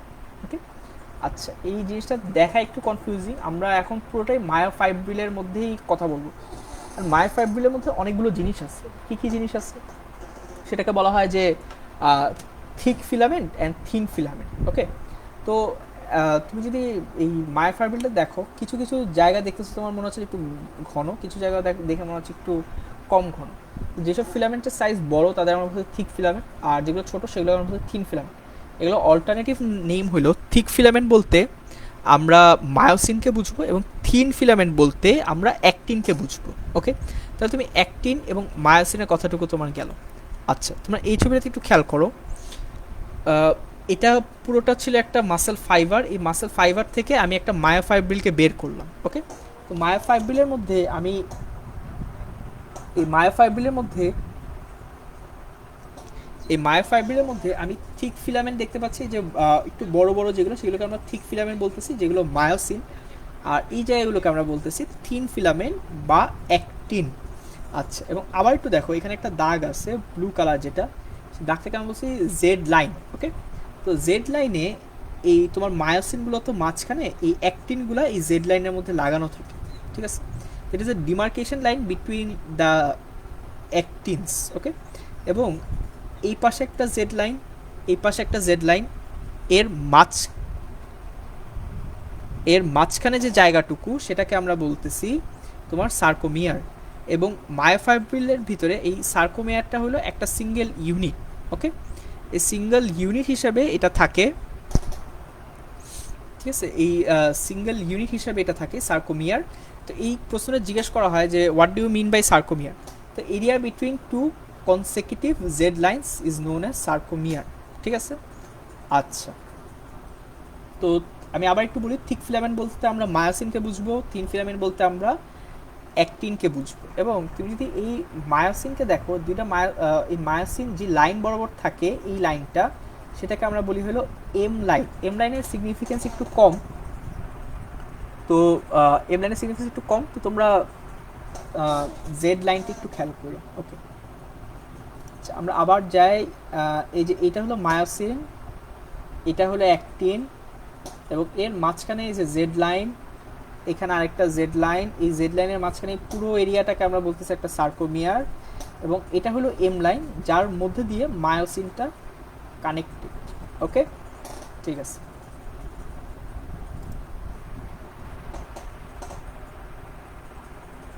আচ্ছা, আমাকে কি দেখা যাচ্ছে? অসুবিধা হচ্ছে কারো? চেক করি।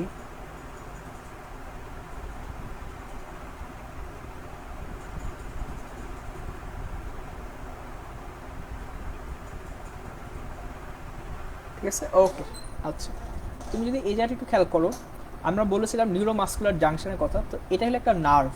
ওকে, তো এই নার্ভটা মাসেলের সাথে কখনোই লাগবে না, but this is a junction, কাছাকাছি আসবে। ঠিক আছে, আচ্ছা, this is the muscle, this is the nerve, এই পুরো জায়গাটাকে আমি বলতেছি যে নিউরোমাস্কুলার জাংশন। আচ্ছা, এখন নার্ভের যে এই জায়গাটা তুমি দেখতেছো, সেই জায়গাটাকে বলা হয় একজন বাল্ব বা নিউরোনাল বাল্ব। বাল্ব বলতে জিনিসটা দেখতে একটা বাল্বের মতো লাগে, এই জন্য নামটা। এবং এই জায়গাটার মধ্যে তুমি কানেকশনটা তৈরি হয়। আচ্ছা, এখন জিনিসটা কি হয় নিউরোমাস্কুলার জাংশন, এটা আমি এটা এটা নিয়ে সবাই একটু কনফিউশন থাকে, আমি একটু বলি। সেটা হলো যে একটা নিউরনে যখন একটা অ্যাকশন পটেনশিয়াল আসে, সাপোজ তুমি চাচ্ছ যে তোমার বাইসেপসটা কন্ট্রাক্ট করবে, রাইট?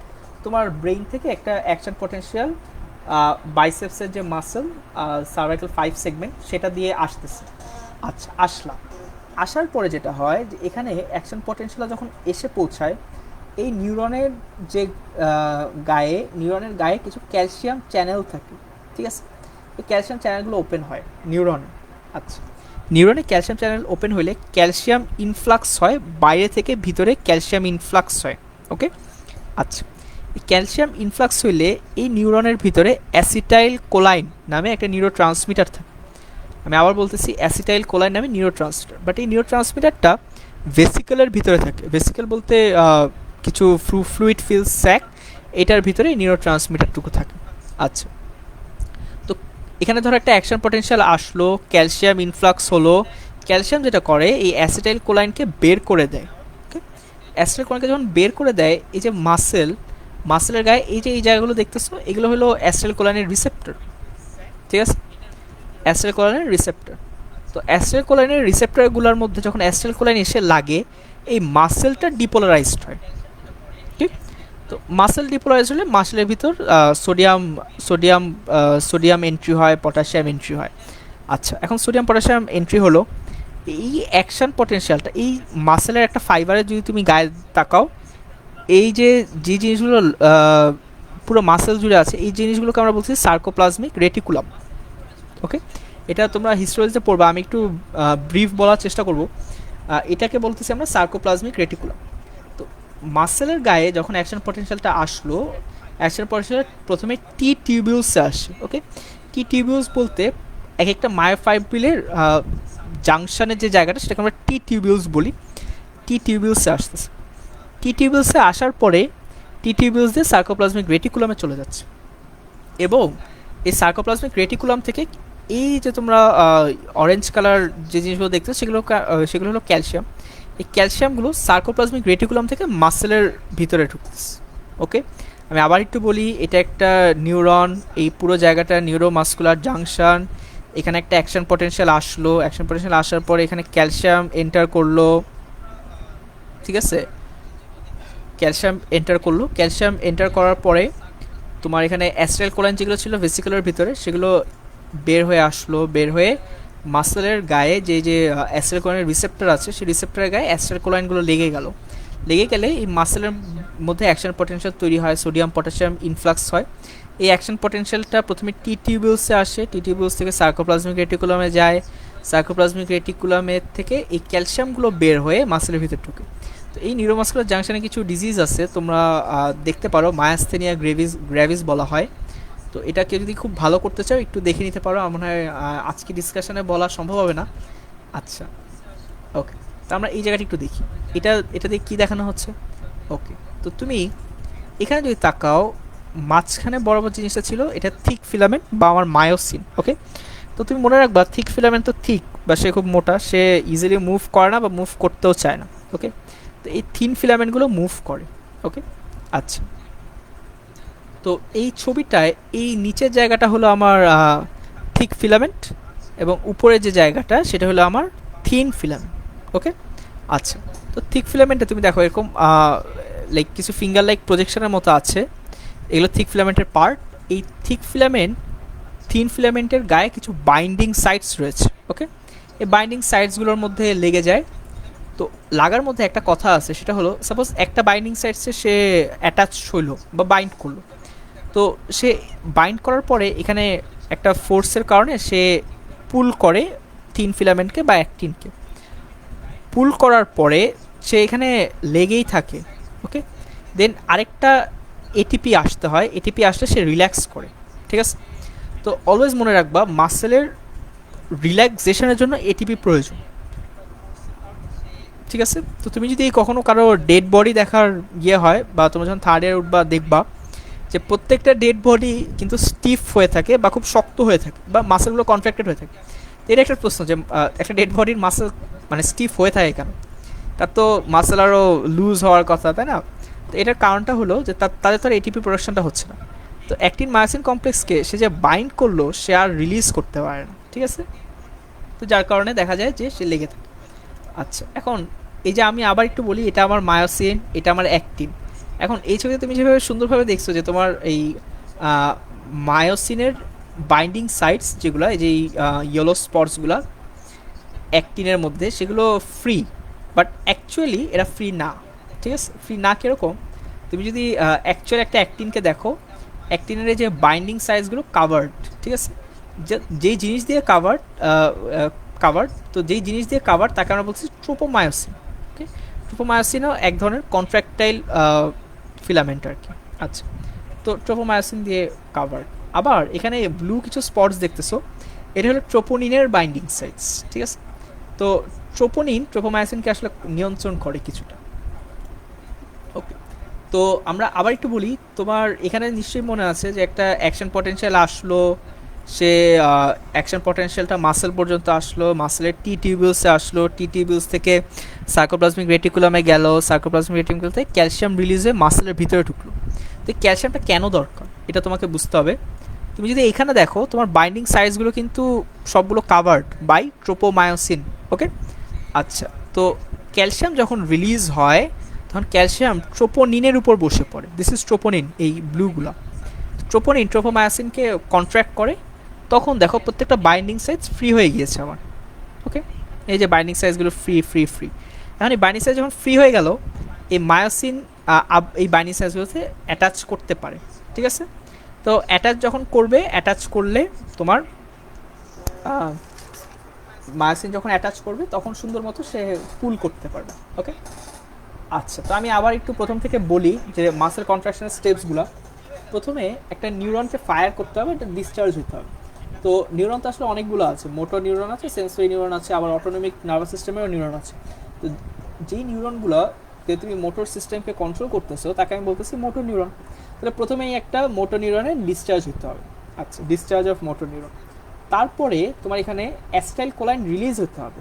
ওকে, এবং এই যে জায়গাটা দেখতেছো এটাকে বলা হয় মোটর এন্ড প্লেট। এটার বেসিক আমি যাই নাই আজকে, তো এটাকে বলা হয় মোটর এন্ড প্লেট। তো অ্যাস্টাইল কোলাইন রিলিজ হবে মোটর নিউরন থেকে, কোথায়, মোটর এন্ড প্লেট।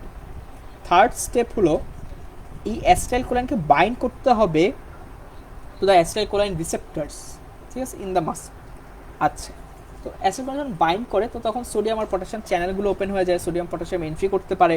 হ্যাঁ, তো সোডিয়াম এন্ট্রি যখন করে তখন একটা ইলেকট্রিক্যাল অ্যাকশন পটেনশিয়াল তৈরি হয় এই মাসেলের ভিতরে, সেটাকে বলা হচ্ছে এন্ড প্লেট পটেনশিয়াল। ওকে, আচ্ছা, তো এই এন্ড প্লেট পটেনশিয়ালটা যখন মাসেলে যায় তখন মাসেলে অ্যাকশন পটেনশিয়াল তৈরি হয়, generation of action potential in the muscle fibres. আচ্ছা, তো মাসেল ফাইবারটা গেল, দেন এই ডিপোলারাইজেশনটা স্প্রেড করে কোথা থেকে, আমি আবার বলি, টি টিউবিউলস থেকে এসে দেন সার্কোপ্লাজমিক রেটিকুলামে যায়। তাহলে inward spread of depolarisation along the T tubules.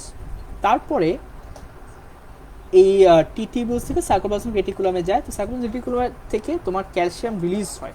ওকে, এবং ক্যালসিয়াম ডিফিউজ করে to the thick and thin filament, that is the myosin and the actin. Okay, তাহলে এই ক্যালসিয়ামটা যখন রিলিজ হইলো, ক্যালসিয়ামটা যে কার সাথে বাইন্ড করতেছিল আমরা দেখতেছিলাম, এই ব্লু কালার ট্রোপোনিন। ওকে, তো ক্যালসিয়াম বাইন্ড করতেছে, binding of calcium to troponin and uncovering the myosin binding sites on the actin. Okay, তখন এই অ্যাক্টিন মায়োসিন যে কমপ্লেক্সটা সেটা তৈরি হয়, যেটাকে ক্রস লিঙ্কেজ বলা হয়, এবং thin filament moves on the thick filament. Okay, তো থিক ফিলামেন্ট যেটা বা মায়োসিন তার জায়গায় থাকে, সে থিন ফিলামেন্টকে বা অ্যাক্টিনকে কন্ট্রাক্ট করে। ওকে, দিস ইজ ইন শর্ট তোমার স্টেপস অফ মাসেল কন্ট্রাকশন। এটা পরীক্ষায় জিজ্ঞেস করা হয়। ঠিক আছে, এটা ভাইভাতেও জিজ্ঞেস করে, রিটেনেও আসে। তোমরা যদি ছবি আঁকতে পারো এটার সাথে, এটা খুবই ভালো। আচ্ছা, তারপরে যে প্রশ্নটা করা হয় মাসেল ফিজিও থেকে, যে কন্ট্রাক্টাইল ইউনিটস অফ মাসেল বলতে কী বুঝো। তো সবাই আসলে অ্যাক্টিন মায়োসিন বলে চুপ করে থাকে, কিন্তু এখানে ট্রোপোনিন এবং ট্রোপোমায়োসিনের রোল আছে যেগুলো আমি বললাম। তাহলে what are the contractile units of muscle বললে তোমাকে অ্যাক্টিন মায়োসিন, ট্রোপোনিন, ট্রোপোমায়োসিন দুইটাই তোমাকে বলতে হবে। ঠিক আছে, আচ্ছা, এর মধ্যে আরও কিছু মাসেল দেখা যায় যে প্রপার্টিস থাকে, সেগুলো ইন্ডিভিজুয়াল মাসেলের ক্ষেত্রে আমরা বলবো। কার্ডিওভাস্কুলার সিস্টেমের নিজস্ব কিছু প্রপার্টিস আছে, সেগুলো সেই স্পেসিফিক সিস্টেম আমরা যখন বলবো তখন আমরা বলে দিব ইনশাল্লাহ। তো আজকের ক্লাস এতটুকুই, আমি আশা করি তোমরা ওভারভিউ পেয়েছো। তো জেনারেল ফিজিওলজি আসলে ফিজিওলজি ভাইবার একটা গেটওয়ে বলা যায়, এটা দিয়েই তোমার ভাইবার শুরু হবে ইনভেরিয়েবলি। এখানে তুমি যদি কোনো কিছুতে ভুল করো তাহলে আসলে তোমার ভাইবারটা পুরো একটা ডাউনওয়ার্ড ট্র্যাকে যায়। এবং প্রফ বলো বা টার্ম বলো, সবার তো আসলে একটু হলেও টেন্স থাকে। তো তখন দেখা যায় তোমার ওই টেনশনে তুমি আরও নিজেকে এমন একটা গর্তে ফেলবা যেখান থেকে আসলে বের করা যাবে না। তো আমি বলবো যে সবাই এই জিনিসটাতে ফোকাস করো, হোমিওস্টেসিসের ডেফিনেশন, পজিটিভ ফিডব্যাক, নেগেটিভ ফিডব্যাকের definition, membrane potential action potential, একদম বেসিকগুলা, মেমব্রেন ট্রান্সপোর্ট এবং এর প্রত্যেকটার এক্সাম্পল এবং প্রত্যেকটার ইন্ডিভিজুয়াল ডিফারেন্সগুলো পড়লে ভালো হয়। এবং মাসেল ফিজিওলজি এটা খুব ইম্পর্টেন্ট, মাসেল ফিজিওলজি এটা এবং তোমার পরে যখন তুমি যাবা তখনও এটা তোমার লাগবে, ঠিক আছে? আচ্ছা, আমাদের আজকের ক্লাস এতটুকুই। আমি আশা করি তোমরা সবাই ভালো থাকবা, সুস্থ থাকবা, ঠিক আছে, ইনশাল্লাহ।